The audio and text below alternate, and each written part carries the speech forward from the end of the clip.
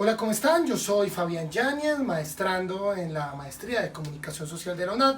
Ella es mi gata Freya y ambos les vamos a explicar cómo funciona este tema de la política de tierras en América Latina, sobre todo en Colombia, y más aún, qué tienen que decir las vertientes políticas liberales y conservadoras respecto a ella.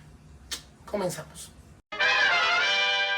Hoy vamos a hablar de política de tierras y para entenderla, hagámonos la idea de un baile, ¿sí?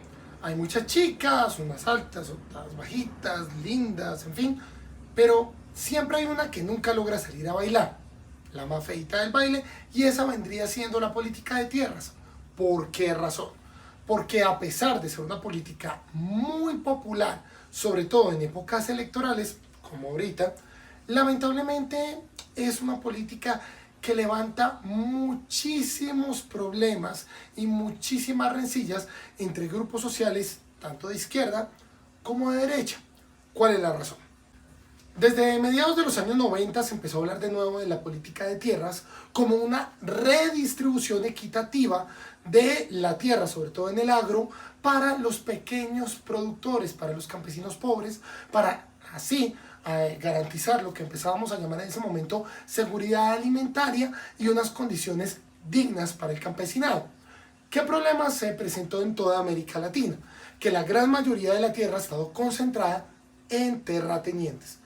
No hace 10, no hace 20, no hace 50, no hace 100 años, sino incluso desde la colonia, terratenientes que no estaban dispuestos a abandonar sus privilegios para permitir pues que el campesinado pobre tuviera acceso y fueran pequeños propietarios, por lo cual se empezaron a generar toda clase de problemas. Los más distintivos, se puede decir, sucedieron en Centroamérica y también en Brasil, donde incluso movimientos políticos tuvieron que salir, tuvieron que existir, a muchos de ellos aliados con grupos insurgentes para poder tomar posesión legal o ilegal de estas tierras, buscando redistribución. Asimismo, cuando estos conflictos empezaron a pasar, pues los gobiernos tuvieron que empezar a pensar en políticas más justas y equitativas, y aquí es donde entra en cada país la denominada ley de tierras. Pero hablemos de Colombia, porque aquí todo se ha basado en tres ejes, que son los mismos que justamente parten de este trabajo número 4 de conservadurismo y liberalismo. Estamos hablando del, primero que todo, el acceso a la tierra.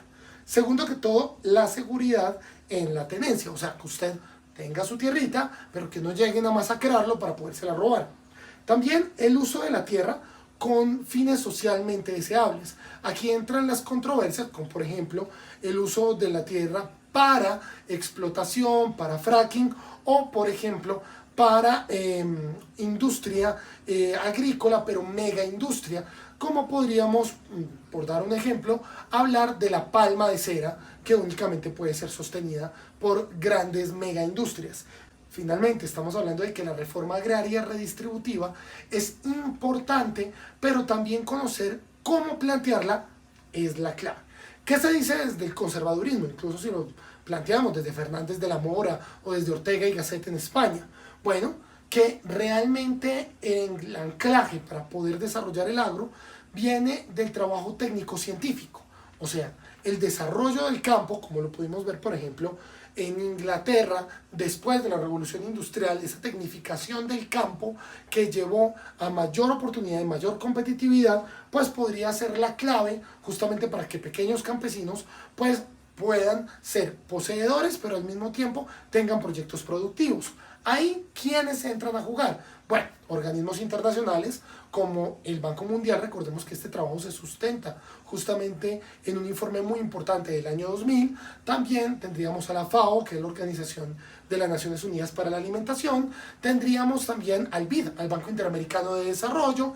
Tendríamos también al CEPAL. Tendríamos también organizaciones y ONGs de todo el mundo, Inglaterra, España, Suiza, Alemania, sobre todo en Colombia, los cuales ¿qué generan? Generan paquetes que permiten generar proyectos productivos precrear o presentar planes productivos para el agro, los cuales los campesinos puedan aplicar, como por ejemplo lo vimos en el caso de USAID con el proceso de sustitución de cultivos. Estaríamos hablando de la eliminación de cultivos de coca por proyectos productivos, sobre todo en el Putumayo y en el Huila. Bueno, pues hablando de ese tema, la derecha dice, bueno, a través de esa tecnificación y a través de estos procesos de autogestión y de autogerenciamiento por parte de las comunidades puede generarse un agro que sea territorialmente sostenible y que a su vez sea seguro, con lo cual se evitarían los conflictos con grupos armados al margen de la ley. Bueno, para algunos esto puede ser utópico. Hablemos de qué propone la izquierda. Tal como lo hemos visto en el curso, liberalismo e izquierda no podríamos definirlos como lo mismo, pero hablemos en este caso de cómo esa vertiente de centroizquierda liberal en Colombia ha hablado acerca de la ley de tierras. Justamente desde el Congreso de la República lo que se ha planteado es que lo primero tiene que ser justamente la restitución de la tierra a los campesinos que han sido desplazados por la violencia.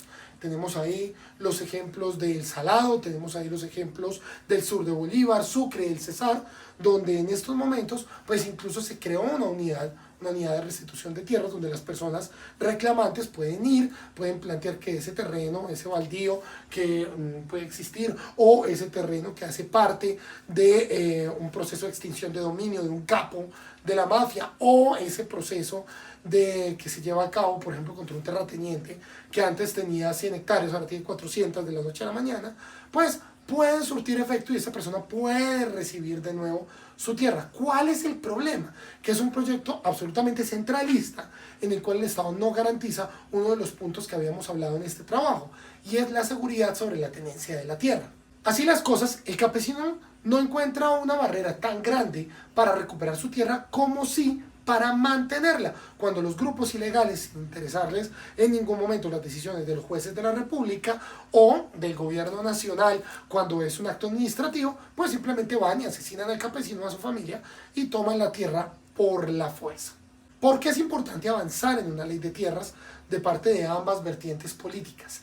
Es fundamental, porque Colombia es un país principalmente agrario y es un país que lamentablemente y a causa de los TLCs firmados irónicamente por gobiernos liberales, pues tiene una enorme falencia en su producción y también en la producción versus el costo de la producción y las ganancias de la misma. ¿Esto qué significa? Que traer papa de Bélgica sigue siendo más barato para los importadores, sigue siendo más barato para el intermediario y sigue siendo más barato para el consumidor final que comprársela al campesino en Boyacá, porque justamente los costos de producción, los materiales agrícolas, la mano de obra, en fin, todo esto cuesta muchísimo e impide que el precio sea competitivo. Por eso la ley de tierras es fundamental, porque al crear un país de pequeños propietarios, un país donde el agro se diversifica, permite sana competencia. Esto dentro de un marco capitalista y obviamente lleva a que estas zonas tengan mejor seguridad y sobre todo precios más competitivos por parte de sus productos agrícolas. Este es un pequeño análisis muy a grosso modo, pero espero que les haya sido de interés. Hablamos y mucha suerte.